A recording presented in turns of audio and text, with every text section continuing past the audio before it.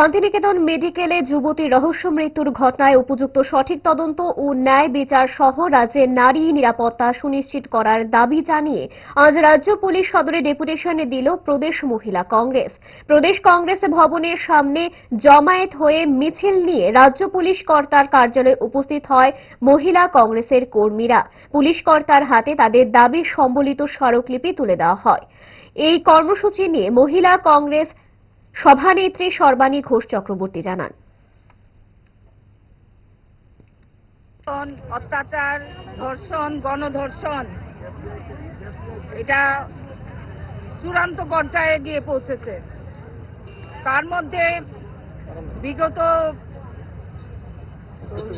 10ই June আপনারা দেখেছেন Santiniketan medical কলেজে কর্মরত যে যুবতী মনীষা দাস নৃশংসভাবে খুন হয়েছে এবং তাকে ফাঁসিতে ঝোলানো হয়েছে।